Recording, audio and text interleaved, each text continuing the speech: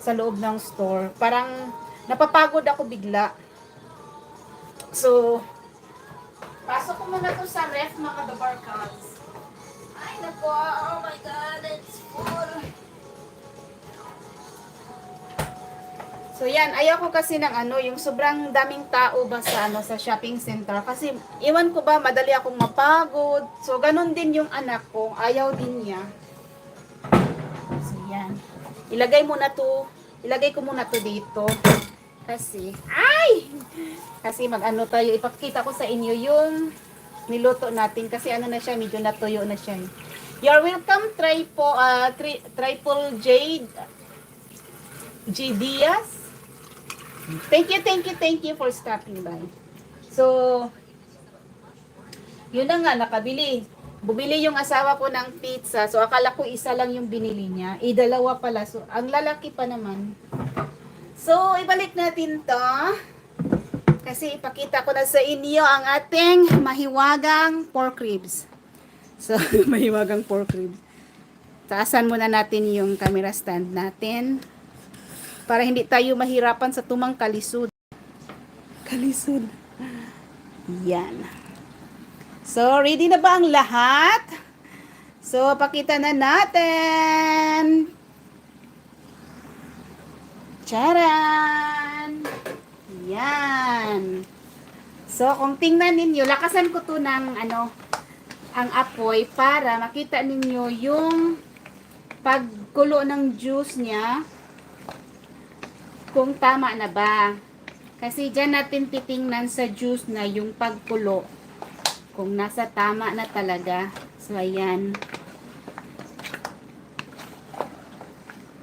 So, kung titingnan ninyo, yung sabaw medyo sticky na. Pero gusto ko pa siyang babaan ng sabaw. Kasi, di ba nagdagdag ako. Yung kanina, bago ko nilagyan uli ng sabaw, ano siya, medyo very sticky na yun. So, yan. I-mix lang natin para yung sauce niya maano talaga sa meat. Mabasa yung meat ba?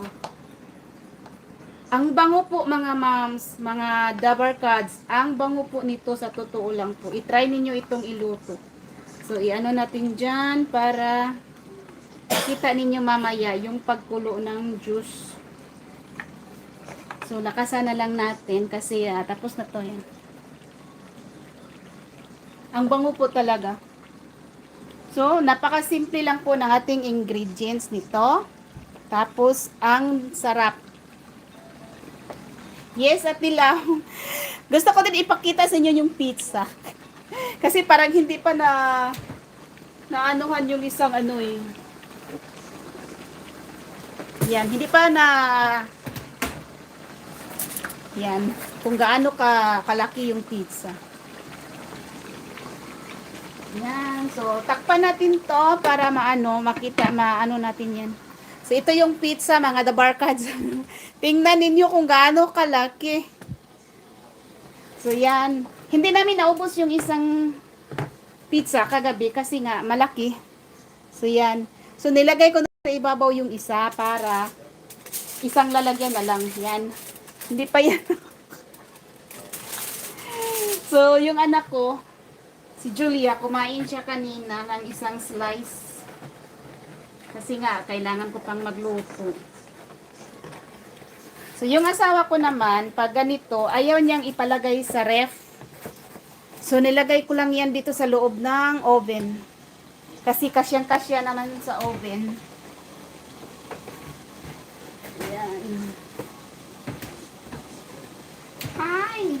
Pasok ka sa loob, pasok ka pa. Ano ba yan?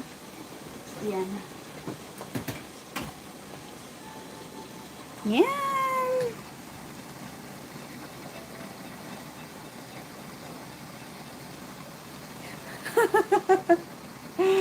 Eh, sa tissue na.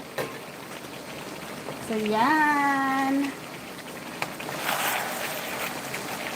So, yan po ang gusto ko na pagkulo sa sauce. Yan. Yung para bang ang liit-liit niya. Yan, lapit ko. Yan. So, yan. Very